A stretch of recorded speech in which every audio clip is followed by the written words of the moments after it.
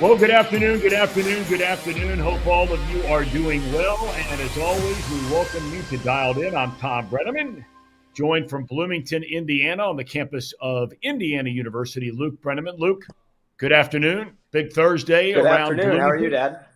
How's everything? It's good. We got a big win in basketball. We might just be back here in where basketball is religion. Basketball is finally coming to life. We turned into a football school for a little bit then, and then we finally won a game inside the Big Ten. So there's some good energy going into the weekend here in Bloomington. How's You the are a Natty? you are a straight front runner Not because when true I at all. texted you last night before the game, I said big one for Indiana. That if they get a win, they are still in the hunt, and you told me season over. This season's over. I mean, we've already pretty much fired our coach, but we've been gracious enough to let him stay and play out the rest of the games for the sake of, I don't know, chewing gum on the sideline at this point. But and in all seriousness, it was a massive win for us. I think that picking up a win like that with the schedule Indiana has, they don't have a bad loss all year. And this is a bubble that we're going to talk about a lot on this show, especially regarding Cincinnati hoops with Xavier and Cincinnati. It is inflated. If you can win 3, 4 games in a row and two of them be, you know, Q1A wins for the sake of your tournament resume, you're right back in it. And Indiana's going to tee it up at the Hall on Friday against UCLA. So speaking of another little dual entity in that game, I hear Mick Cronin's entering the talks for the Indiana job. So who knows? Well, you could do a lot worse than hiring Mick Cronin. They should have never let him get out of here at Cincinnati. They've gone through two other guys since he left, and it should have never happened. But I mean, he was unappreciated in his hometown, kind of like Jesus was in Nazareth. Unappreciated in his hometown. He had to leave to go somewhere else to be appreciated. Casey, how are you doing this today? You've had a busy morning. Yeah, I had a busy morning. I got a chuckle out of that little comparison you did there. Yeah, it's been a busy morning. Just finished up off the bench. Talked about the Bengals. Talked about a little bit about the Reds and spring training, or coming up spring training. It's not quite here yet, I guess. And yeah. How about you, Tom? What did you? Where were you at over the weekend? Did you go somewhere this weekend? I'm somewhere every weekend, Casey, as you probably know. So this weekend I'm on my way, and we'll talk about it on the move. I'm headed down for Virginia and Virginia Tech in basketball this weekend. I was up at Notre Dame last weekend. Had a great time. Great My campus. wife's alma mater. Really enjoyed, and she came along, and we had a great time. I tell you, there are some incredible places that we're blessed to have on this earth, and thank God for them. But I tell you, one of the coolest places in the world is the grotto there at Notre Dame. If you've never been, it's where you light candles, you say a prayer for someone or something, a situation, whatever it might be. But it's inside of this man-made stones, and it's just an unbelievable place, and especially at night.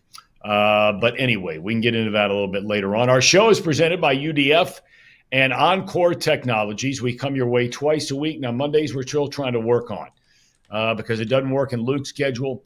Our second show, and we're here now, is on Thursdays at noon Eastern time. You can find us on YouTube, the Chatterbox Sports page. Download us anywhere, anytime. Just search Dialed In with Tom Brenneman, and you're dialed in. Now, Joe Burrow, he continues to make the rounds on the media circuit, all the national shows. I find it interesting when guys don't do local shows. They don't do a local interview. Like Duke Tobin did the interview with, I think her name's Kelsey Conway over at Cincinnati.com. But Burrow is only a national guy. He's only doing the national gig. And he's telling everybody he wants the boys in the band to be paid. Jamar, T, Trey. Now, those we already knew about. But all of a sudden now, Mike Gisecki is in the band on rhythm guitar. Joe wants him paid too. Meanwhile, Germaine Pratt wants out. He requested a trade from the team yesterday. He was voted a team captain by his peers last year. He led the team in tackles, 143 of them. That's eighth most in the NFL. Now, he also added 2 interceptions 2 fumble recoveries, 2 forced fumbles. But all you hear about from people in our parts, they scream and yell about the 20 missed tackles. He missed 20 tackles in 17 games. And I always say, look, if you keep him, it's an $8 million salary cap hit, okay? If you cut him or trade him, the hit is around $3 million. So you're saving right around 5. Now, the common sense says, well, cut him, right? But I always ask this question, and people rarely have an answer when you ask this question. If you're going to cut a good player, and Pratt is a good player, you may not love him, but he's a good player. You better have somebody as good or better to replace him. And do you trust the Bengals on that one? We'll talk about that in a minute. Aaron Rodgers' 2-year stint with the Jets is over. The team told Rodgers they are moving in a different direction. Would the Steelers be interested in Aaron Rodgers? College basketball, Xavier gets a win over Providence last night. Dante Maddox Jr. matched his career high with 26. X now 15-10 on the year, sitting right on that fence of making the NCAA tournament. Same thing can be said for the UC Bearcats. They've ripped off 3 straight wins and have a monster game on Saturday at number 10 Iowa State. If UC can pull that one off, they might be on their way. Baseball news. Reds pitchers and catchers, are already in Goodyear. Full squad starts trickling in over the weekend. Games begin Friday. That's a week from tomorrow. Now, here we go again with, is a guy hurt? This whole Rhett Lauder thing, right? I've been saying this for 5 years. I don't believe anything anybody tells me about players' injuries, especially the Reds. But I don't believe it because, you have HIPAA laws, so you can only say so much, okay? But all of a sudden, this top prospect who was so good after he came to the big leagues last year, he's got a little discomfort in his elbow. They're going to bring him along slowly. Hopefully this guy's okay. One other baseball note, just this morning, the Boston Red Sox signed Alex Bregman, 3-year, $120 million contract. Bregman spent his entire career in Houston. Ironically, when he was in high school, he was drafted by Boston, decided to go to LSU, and then 3 years later was a number 2 pick in the draft by the Astros. Okay, here we go. First of all, the whole Joe Burrow thing. I got to tell you, Casey, and Luke, I'll start with you. I'm getting worn out. I mean, I'm all for him speaking up for his teammates, and he made the comments yesterday on a podcast talking about how the Eagles have done such a great job by paying their guys. Well, one thing he didn't talk about is that you can pay your guys when your top 6 defensive linemen, 4 of them are in their first or second year. And the defensive line won the game for the Philadelphia Eagles. I know they scored 40-plus points, but the defense won the Super Bowl for the Eagles. I think we all agree with that. I don't know about you, Luke. We aren't even close to some of these deadlines. I'm worn out by the whole thing. Are you? Yeah, I'm not necessarily worn out because Joe Burrow's my guy, and I'm always going to watch him if he's going on TV and take interviews. I'm more worn out with the sense of name-dropping players that you want that are on the fence, and I'm not necessarily worn out in the way you are. You're worried about it in the sense of the money, in the sense of talking, whatever. I'm worn out with the idea of this is a team dynamic, and we had a guest speaker in one of my classes here at IU a couple of days ago. It was the old SID, so Sports Information Director for the Indiana men's basketball team. He did it for like 25 years during really good times. He said there's something so unique that no one understands inside of a locker room that if you give all the attention to the top guy and he is the figurehead, then there are certain things that will go on in the locker room that aren't going to work out, where Joe and Jamar are here and everyone else is down here. What if you're one of the guys that's right on the fence right now and Joe hasn't talked about you and you get brought back? Do you still want to play on this offense? It just seems really, really childish that a franchise quarterback is kind of dictating things on first take at 10 a.m. in New Orleans months out from the opening kickoff of the preseason of the NFL, saying who he wants and how he wants them and how it's possible to make it happen. Joe, I love you. You're the best thing that's happened to Cincinnati sports in a long time, but you do your job and let everyone else do their job. That's my take on the whole thing. Well, look, I don't have a problem with him saying that he would like to have guys back. I have no problem with it. And by the way, Everett in the chat, you're so wrong about me bashing Germaine Pratt. I have not bashed Pratt. I've been on Logan Wilson a lot more than Pratt. A lot more than Pratt. And I never said Pratt was a perfect player. And I'm not saying they should bring him. But I'm saying you better have somebody that's good that can replace him. That's all I'm saying. And I have not been a Pratt basher. Casey, I mean, I said it to Luke. I'm worn out. I'm worn out by the Burrow stuff. It's every day for 3 weeks, it seems like now. Why doesn't he talk like this when the season's going on? I love Burrow. He's my favorite athlete in the town. I think the guy's a winner. I think he's a gamer. I think he has every right to speak up and push the organization a little bit if indeed they're capable of being pushed. But I asked the question last week, has Joe Burrow ever built a Super Bowl roster? No. Have the Bengals ever built a Super Bowl roster? No. What? So I don't know if either one of them know what the heck they're doing. I'm tired of hearing about it. Hold on a second. They had a team go to the Super Bowl in the last 5 years. That already is a Super Bowl roster. Time out a sec. The comment I made last week was, I should have clarified that. You're right. I'm talking about a perennial contender to be a Super Bowl contender, like the Chiefs are, like the Bills have been, even though they haven't gotten to the Super Bowl, like the Ravens have been, right? They're making the playoffs every single year, these teams, by and large, okay? Philadelphia's starting to get close to that. So that's what I'm talking about. But go ahead. Well, man, I think you and Luke are just so far off that I'm not going to be able to sway you back to my side.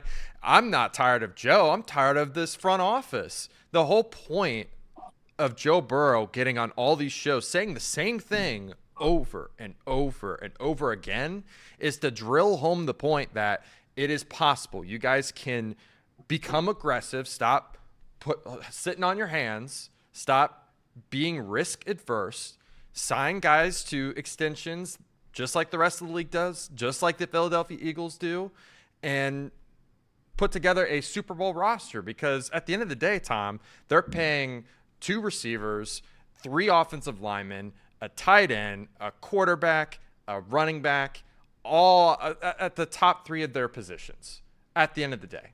Like, there's ways of building this roster that they can manipulate money to push it into further years and to take that risk with Joe Burrow, and they haven't done so yet. So that was why he's been very consistent about his message about paying your guys. And the reason why he's not doing it during the season is because he's trying to win. He's trying to win with the guys that he already has. If he's out here saying that he needs to bring in more guys that aren't on the team, to Luke's point, that's pretty childish. He's got to win with the guys that are on his team that moment. That's why he's not super vocal about. Time out a second, Casey. Time out a second. What has he won in 3 years with the guys that he's playing with? I mean, I got Jacob in here telling me, oh, the Bengals went to back-to-back AFC championship games. Okay, that's 3 years ago.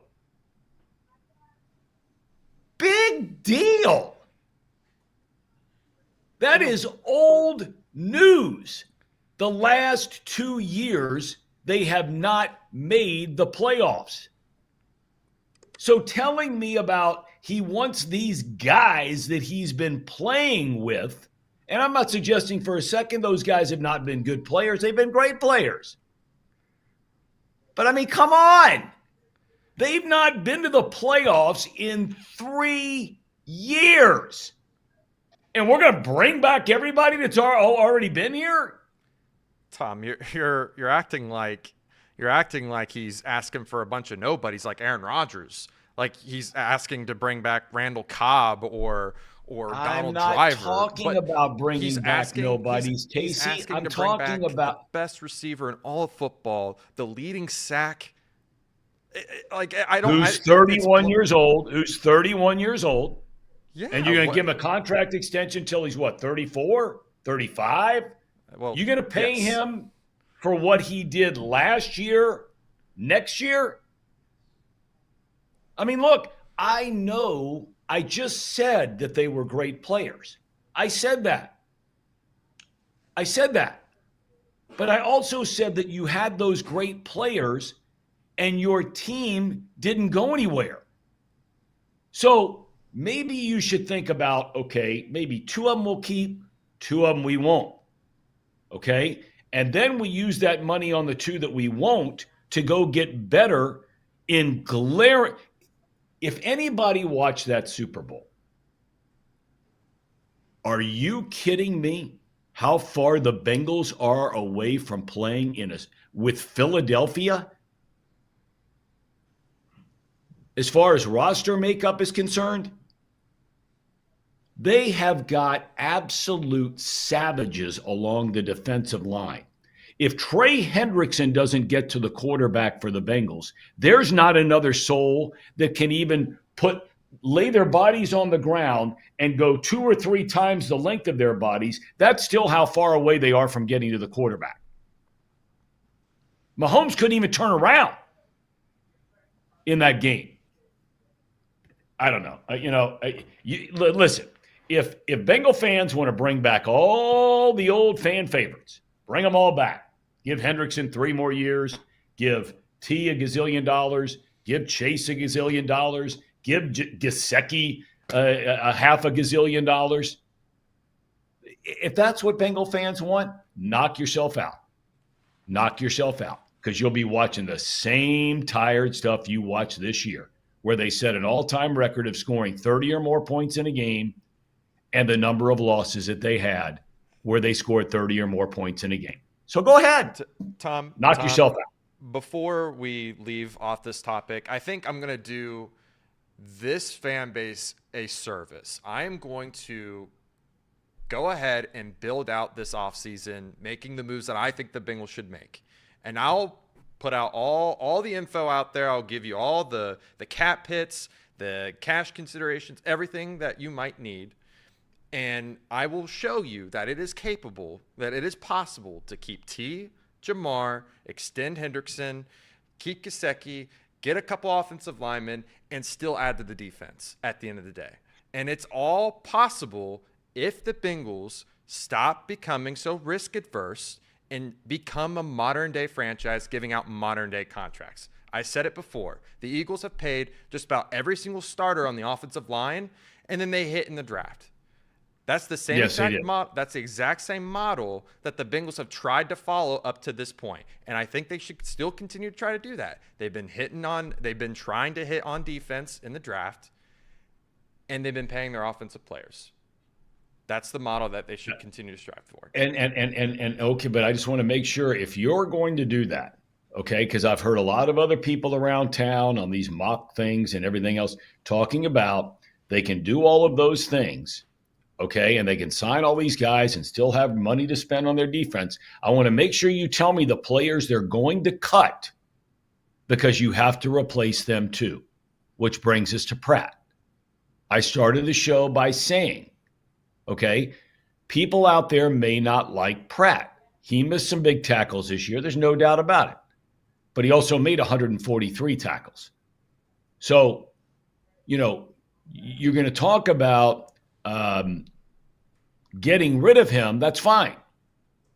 But you got to replace him.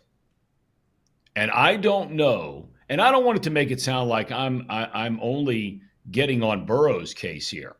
I'm saying that the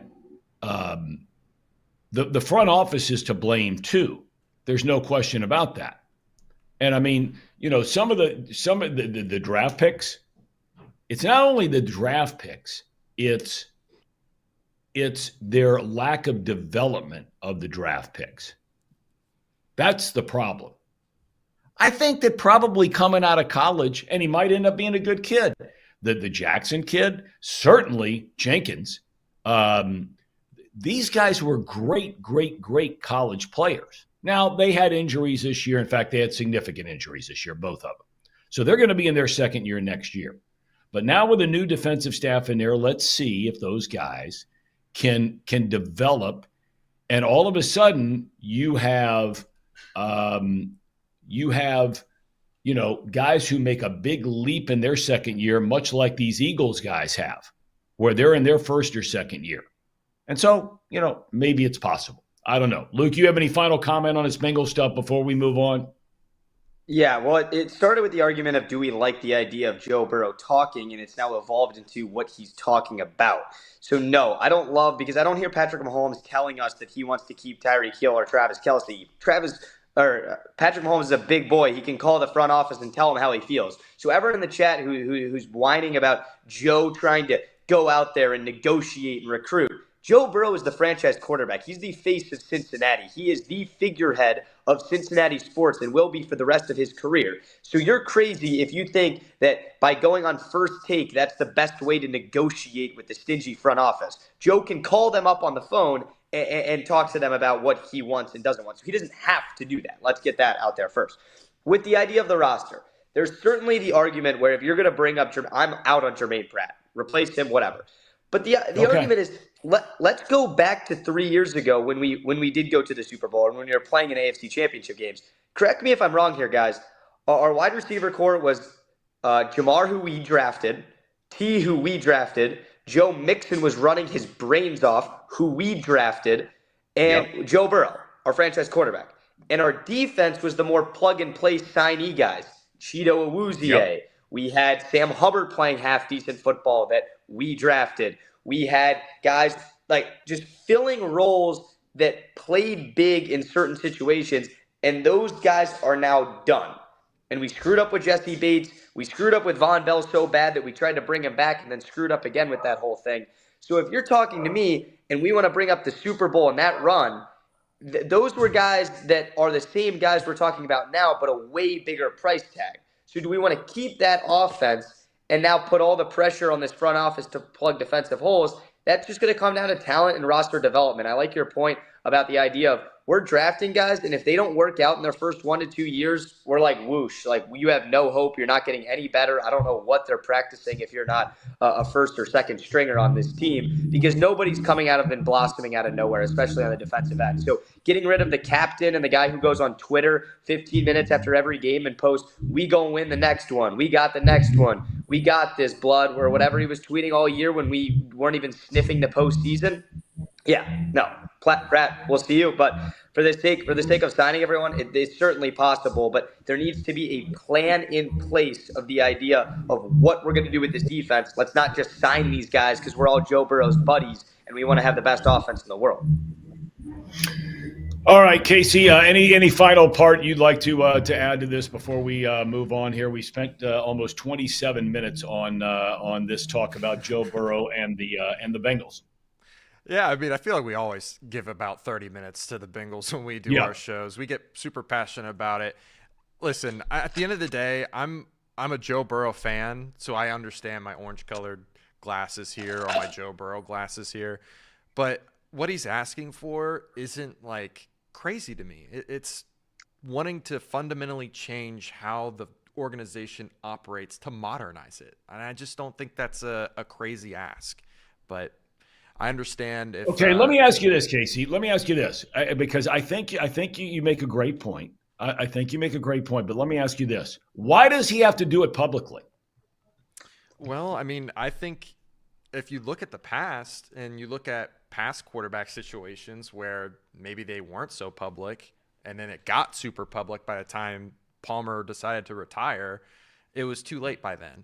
And in today's modern society where social media is so prevalent, it's just another added layer of pressure to add on to the ownership and to the front office to make those changes. So in one respect, I do think I'm kind of, I understand where you guys are coming from, the idea of like, he doesn't need to do this. He just tell the front office how it is and that be that. He doesn't need to make this all public, but he's making it public for a good reason. And it's for us as fans knowing that he asked for this. He's asking for this. It is on the table right now. And if the front office doesn't listen, then we know that they're not listening to Joe Burrow, which is the franchise quarterback and the guy that's going to inevitably get you to the championship. So it's just, it is a way to add pressure that wasn't already there in years past, and a way. But I mean, pressure from who? The fan pressure base. From who? The fans? Do you think that the Brown family pays any attention whatsoever to the noise of the fans? If that were the case, Higgins would already have a contract. Chase would already have a contract. I mean, these things would have been done a year ago. Well, listen. I'm trying to figure out who is if you're talking about pressure from who? There's no pressure from local media to do this. There's none. The Bengals are a laughingstock in a lot of the national media. So there's no pressure from them. Who exactly is the outside pressure? Well, let me, instead of answering, the outside pressure, again, like I said, media, fan base, but answer me this, Tom. If the Bengals don't go through with what Joe Burrow says, what do you think give me a level at fan base's happiness with the franchise? Would it be at an all-time low? The Reds and the Bengals and FC entire town. Okay. I would say, and I mean, people. Do you think that people were livid around here? Did you ever get the feeling that people were livid around here that this team the last 2 years did not make the playoffs? Do you think they were livid?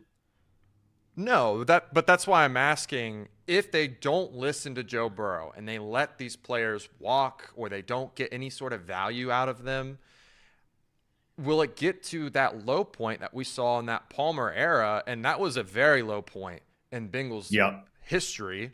And it hopefully, or thank God they got Andy Dalton and AJ Green there for a good 5 years, because who knows how much lower it could have gotten.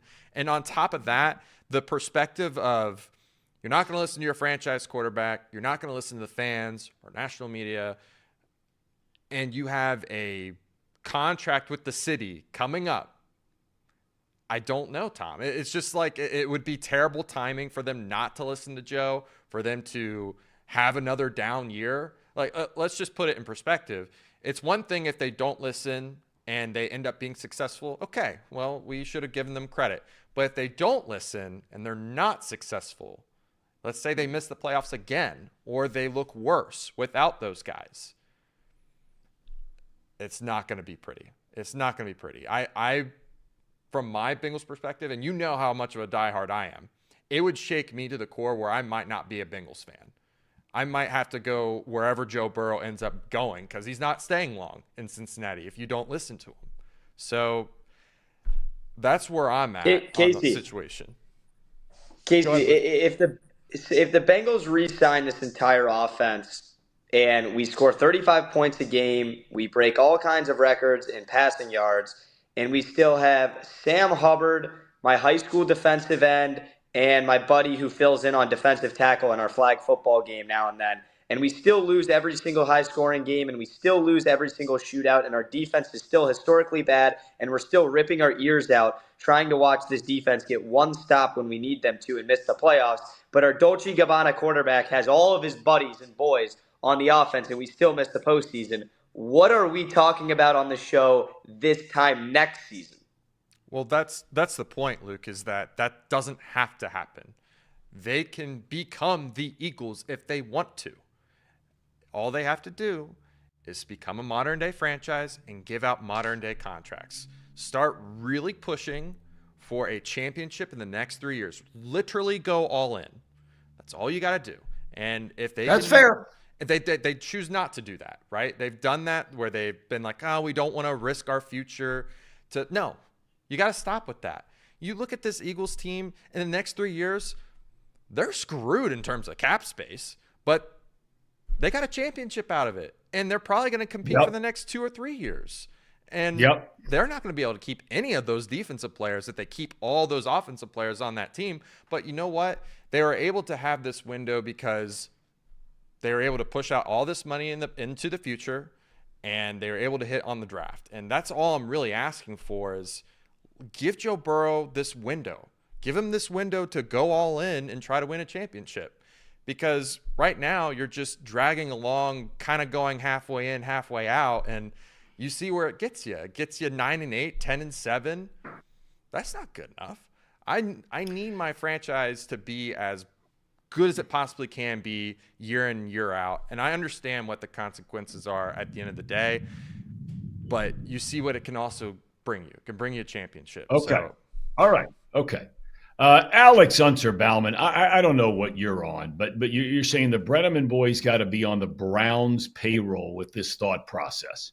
Nobody has beat up the Browns and the Bengals more than I have for being below the salary cap for the last 4 years while Burrow's been here. Nobody has gotten on their case more than I have. Nobody. So that is just complete and utter nonsense. But all I'm going to do is I want to see, just like you want to see. Let's see how it all plays out. Let's see what happens. Let's see, do you trust this front office to go all in and make those decisions and get them right? Do you trust this front office? Do you trust Burrow to be the guy that knows what's going all in? I mean, I don't know what he knows about the Eagles' contracts.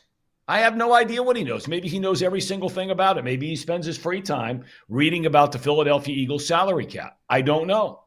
And I'm not being facetious when I say that. He's a football guy through and through. He loves the game. He loves the sports. He understands the economics of the sports. So we'll see how this goes forward.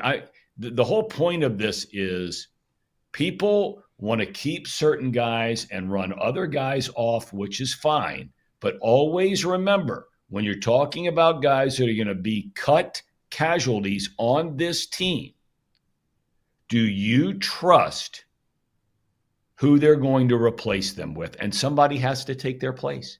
This isn't a 7-on-7 game. But Dad, who's going to take T. Higgins' place? Who's going to take T. Higgins' place? Again, I think that you can find guys out there.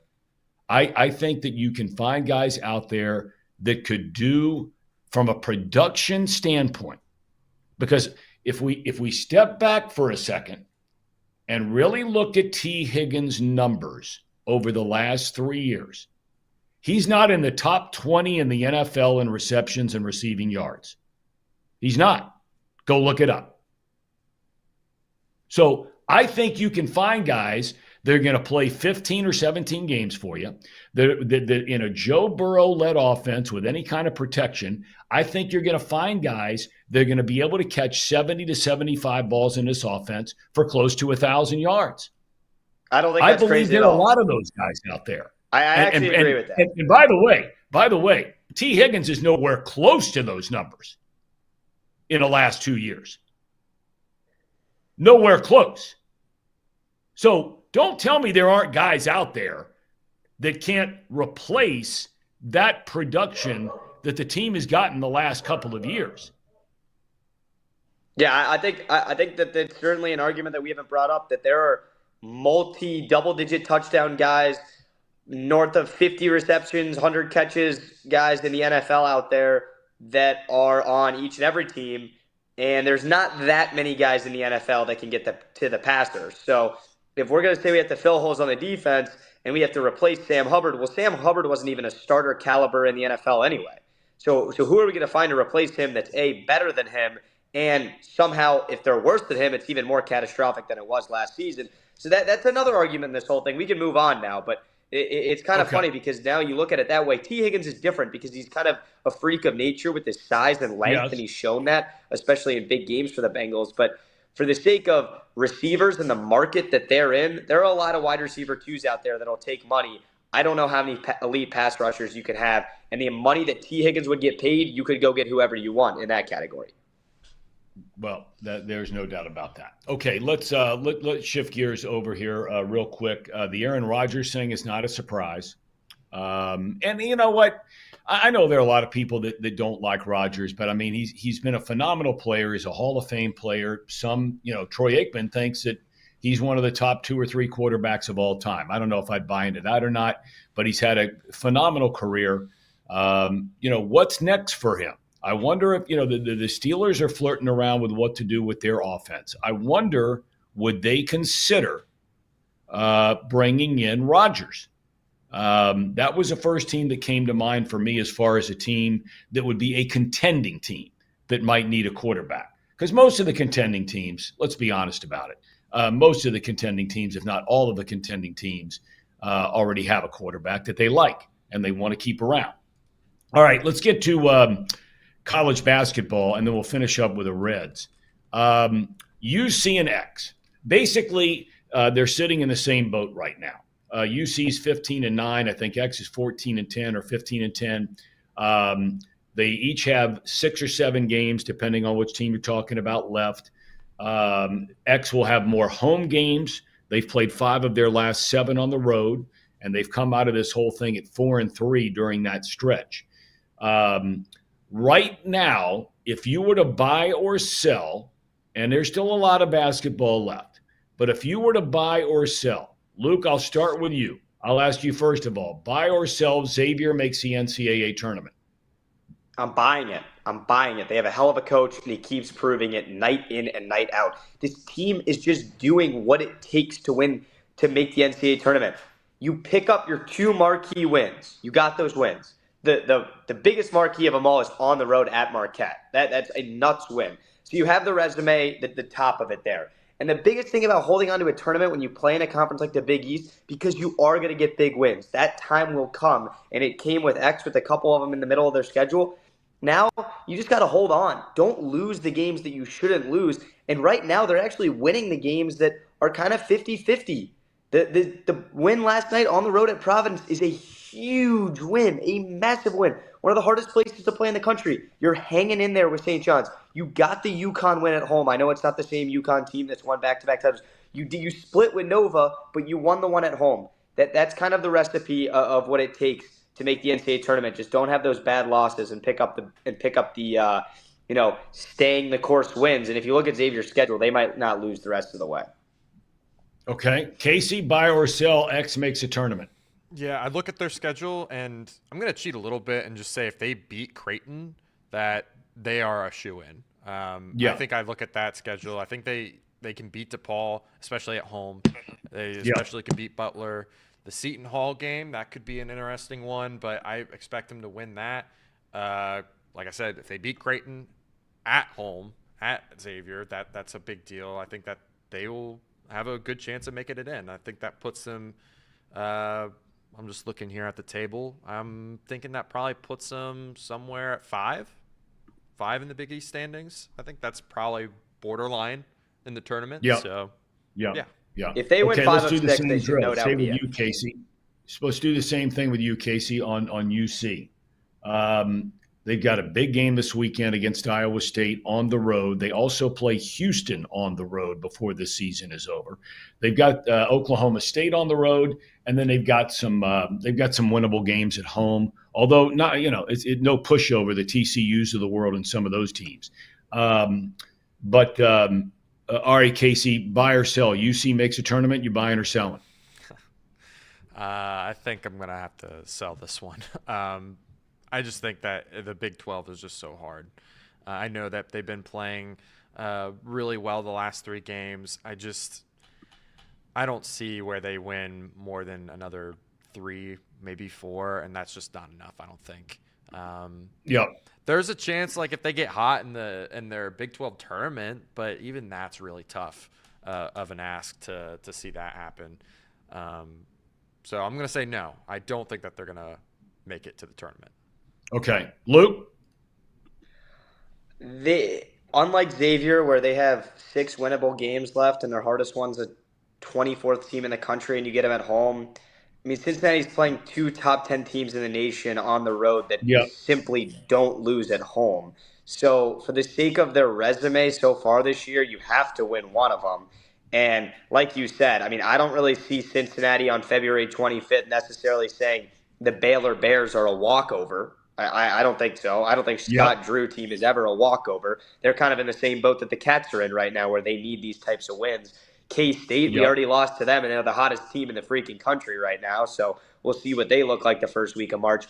It's just a gauntlet. The type of basketball Cincinnati plays, it's like everyone's so high on them because they've won 3 games in a row. Granted, they've covered in all 3 games and looked good in those three, but not one of those teams is ranked. I mean, you could stack them up against an Indiana team who's been just as poor as UC this year. Indiana just went and beat the 11th team in the country.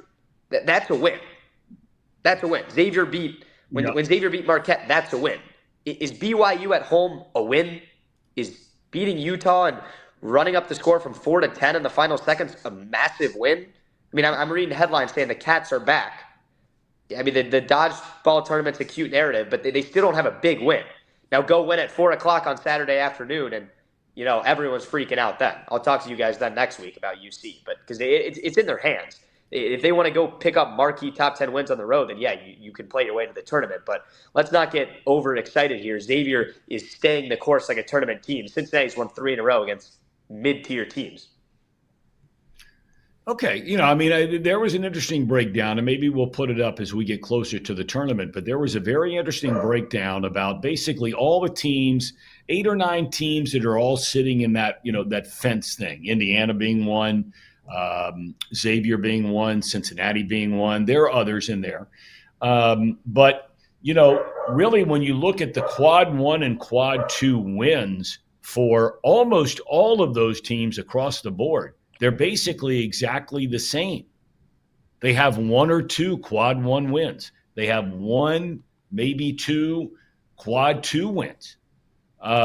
So, I wonder if you got down, because I think the Big 12 this year is better than the Big East. I really do. I think it's significantly better this year. Not every year, but this year. That's saying something with a dare by normal standards for Kansas. But I wonder if that game between Cincinnati and Xavier could end up being the difference on who gets in and who doesn't. Just a thought. I mean, it was a long time ago. It was in December. But, I mean, if you've got 2 of those teams and roughly the rest of those numbers kind of sit similarly where they are, who knows? Maybe it could. Okay, now the Reds. I got to tell you, I love when I'm hearing out of Francona as far as, not declaring anybody having a set position outside of Ellie. Now, everybody assumes, and it'll probably be right, that Matt McLean is going to play second base. But, I think everybody wondered, okay, well, what about third, right? And now, Francona is saying, I want to see Candelario play down there a little bit. I want to see CES play down there a little bit. This kid's a good athlete, big, strong guy. He was a third baseman at one time in his life. And now he's pretty much been pigeonholed as a DH/first baseman because maybe there was a time he wasn't so great on defense. But guys can grow into being better defenders if they work hard at it. They really can. And so I think you've got so many potentially talented players on this team. If those guys can come back and have good years, Candelario did not have a good year as a free agent. CES was hurt all year long. McLean was hurt all year long. So they've got something to prove. But I like the fact that he is going to look at a lot of different guys at a lot of different positions with the hope that, McLean might be a regular second baseman, but as the year goes on, he can play shortstop. Maybe you plug him in over at third from time to time. You'll DH him to get him out of the field. Maybe you'll all of a sudden have somebody out in the outfield. And, some people say, you don't have to you don't necessarily have to set guys into a set position all the time to be successful. There have been a lot of teams that have played guys all over the field. Chris Bryant, Ben Zobrist. There have been players like that who have helped their teams win World Series because you can move them around 2 or 3 days a week. I like what he's doing, Luke. I love seeing if guys can be more versatile than just all of a sudden making a determination about them. Because, look, Francona's walking in the door. He's never seen these guys play every day. Yeah, I mean, let's not act like the Reds players, especially Matt McLain, coming off injury. Yes, he's a heck of a talent, and boy, do the Reds need somebody to produce like they need Matt McLain to. But if he's asked to play a different position, then get comfortable being uncomfortable, because this is a sub 500 ball club X amount of years, and now let's get Terry Francona in there who knows how to win. And if that's what it takes, then everyone better be open to it, because that's what you ask for when you go get a guy Terry Francona. He's going to do it Terry's way. He's a winner, and I would trust him as a Reds backer and whatnot. And I'd be interested to see what the diehards in the chat have to say about it. But I'm with that idea. Mookie Betts did it all last season, so nobody's over that type of idea where you can play all over the place. I'm with you. Yeah, I mean, I think you do yourself a disservice, and Terry Francona's forgotten more about baseball than I'll ever know. I think you do yourself a disservice when you just walk in the door and you say, okay, this guy's going to be here, this guy's going to be here. I would be open-minded to doing the same thing with De La Cruz. I would be open-minded to seeing him a little bit in the outfield.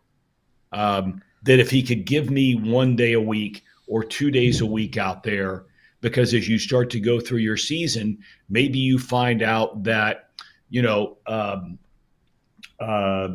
maybe you find out that Lux, for example, is such a good offensive player, and you're going to sacrifice a little bit of defense at second base, but he's so good offensively, and your team is so much more potent with his bat in there, that I could move McLain over to short on a given day and play De La Cruz in center on a given day. Or take some strain off his body, play him in right on a given day.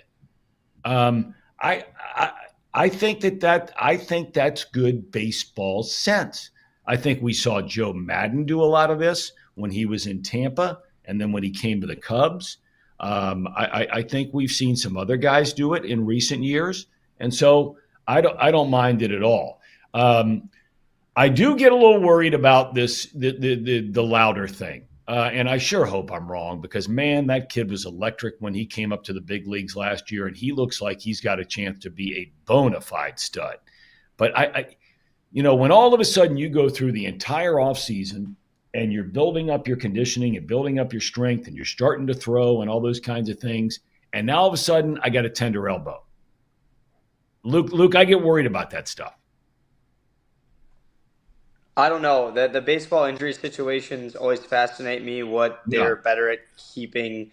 And, these injuries with pitchers' elbows are a whole lot different than what we're talking about with tweaked ankles and whatnot in basketball. So I'm not qualified enough to talk about it, but it's something certainly that would be like a dagger to what's such a young and exciting core of this team.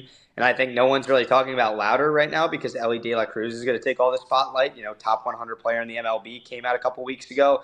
And Rhett Louder, the guy's got gas. So I hope he's okay. A tender elbow is terrifying, though, because that doesn't just go away. It's not like, oh, my elbow's just fine now. That's something that can be fine for a couple weeks, couple months. And then it's like, oh, back to the elbow problem. So we really hope Louder's all right. All right. Let's get to what's the move. One thing I've noticed here, and I want to get your guys' quick comment about this, because I'm curious of this. And I used to see this all the time when I did Off the Bench. Casey, you see it all the time because you work the show. Have you guys noticed that every time that we do one of these shows, okay, now we're not on every day like those guys are, but every time that we do one of these shows, when we talk about the Bengals, our numbers are up here as far as number of people that are watching. When we start talking about anything else, college basketball, Reds, FC, our numbers start tumbling. Casey, have you noticed that? If I were to give out our demographic, I think a lot of the fans are actually Reds fans, and then Bengals fans, and then UC basketball and Xavier and FC, in that order of priority. But I think Bengals and Reds are right there in terms of viewership. Those are probably the two most popular teams around here. I would imagine that the chat feels the same way. Yep. If they want us to talk more of something else, always feel free to say whatever you think we should be talking about in the chat, because we are watching. We are listening to your feedback. So just let us know what you guys are wanting to talk about, and we'll try to talk more about that. Yeah, I mean, the first three guys right there in the chat that jump in. Steve from Chicago, NFL Talk 365 24/7. Cutter Thomas says, I can't stand basketball.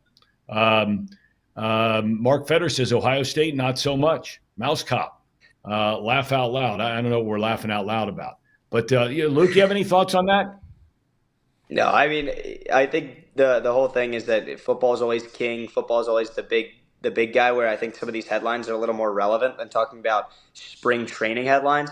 From a day-to-day standpoint, baseball is different. Baseball is fun to keep up with. That's what makes Chatterbox Red so special, where there's a game Yep. every single freaking day in the summer, and after you can go hear Trace and the rest of the guys talk about it. That's cool about baseball. Football, from Monday to Friday, off the bench, talks about 80 different storylines before one game is even played for the Bengals. So it's totally Yeah. different, but that's what I think makes them kind of work off each other, and kind of why Chatterbox is certainly multidimensional in the sense of content. But I think for the sake of our show, this show is certainly a Bengals show, no doubt. Yeah. Yeah. I agree with you. All right. Let's start with what's the move. Casey, we begin with you. What's the move this weekend for one Casey McCollister? Ooh, well, I'm gonna include Friday into this because it is Valentine's Day. My wife and I are gonna do some clay pottery. We're gonna do a little Valentine's pottery date, and I think that'll include maybe some steak dinner or something like that. We'll see. And then sometime Sunday, I'm gonna go with my Wait a minute. Do you father-in-law. eat a steak dinner out of the pottery? No, no, I don't think okay. so. Okay. I don't believe so. Okay. Maybe if Okay. it was fired and then it was a plate, maybe you could, who knows? That's right. Okay. Who knows? But I then Sunday I'm gonna go watch the new Captain America movie with my in-law, and yeah, that's my plans for the weekend. What about you guys? What's the move? Luke, what's the move, big boy? Big boy. Well, I guess the move is not finding a Valentine, because I just realized that Valentine's Day was tomorrow. I think Casey also just reminded my father that Valentine's Day is tomorrow, No. too. I already got it covered, big boy. I came up with the best gift that your mom could ever want when she's down visiting your sister. So I have got, for a change, I might add, I was ahead of the curve this time. But thank you. I'm just hanging out. It's hard to beat a college weekend. I think I might go to Assembly Hall tomorrow night. I will say, Indiana hosts UCLA. We're coming off a massive win on Tuesday. We got a chance. We really do. Mick Cronin's in town. I'll probably go to Assembly Hall. I have some buddies visiting this weekend. I'm just waiting for the weather to warm up a little bit here, but nothing better than a college weekend. So hang out, watch some games, and relax a little bit with just a little bit of studying involved here or there. And I say weekend as in the weekend pretty much starts at Thursday at 1 o'clock when I get off this show. So the move is already here. I got to tell you, a couple of guys, Casey, I was thinking the same thing, but Alex or Everett Henry jumped in there and talked about pottery and asking about Demi Moore and Patrick Swayze. Do you have any idea what he's talking about? I do, but are you old enough to know what he's talking about? Well, I know Patrick Swayze. Isn't that Dirty Dancing? Yes. Yeah. Is this a Dirty Dancing reference? No. No? I don't know then. This was a different movie that those two were in together. Ghost is the name of that movie. Everett Henry, thank you for reminding me. And there is a scene, a very sensual scene, where Patrick Swayze and Demi Moore are doing pottery. Hi, Oliver. So anyway, a couple of the guys are old enough like me to remember. For me, look, it's the same old, same old. Except this time I'm driving. I drove to South Bend last week with my wife. We stopped and saw Luke last Saturday night for dinner. And now I'm going to drive to Blacksburg, Virginia, which is, I say it all the time, it is one of the most beautiful college towns in America. Oh, no. I think we might have lost him. I think we might have lost him. Oh, no. I don't know where he's going because I've never been to Blacksburg. Let's see if we can get him back. I mean, we're right on the button right now. We have 2 minutes. We're sacrificing some unreal timing. Someone asked Tom if he's seen the Lawnmower Man. The Lawnmower Man. Is he back? Man, whenever this show gets off topic, the numbers just keep climbing. That's what I notice. I think we got to get more off topic. I think Mouse Cop said it best. I think Tom needs to explain more about ghosts to the fans. I think that's what No, PG-13 show here on Chatterbox. I don't know what the hell that is. It sounds like it's from a long time ago, but regardless, I think his move is going to Virginia Tech, and John S. He calls college basketball games on Saturday for the CW. He has Virginia and Virginia Tech, so maybe some rivalry action there this weekend. Yep, maybe. Well, I think that'll do it from us, right? You got anything that you I think I'm good, man. That was a good show. I kind of like you and my dad. I was just like standing here enjoying the whole thing. It was World War III in the chat with Tom and Casey going at it, but that's what it's all about. I'll see you next time, Casey. Yeah, we'll catch you later, and I hope maybe I'll have that video for you and Tom in the chat here. I'm gonna seriously sit down and build out this roster for next season because I think it's. I love that. Post it on the socials. Everyone's waiting for something like that. How can the Bengals make this all work? I will be the first one to watch it. Yeah, I'll make sure to do it. We'll catch you guys next Thursday, and don't forget to like, share, subscribe, all that fun stuff. And we'll see you next time.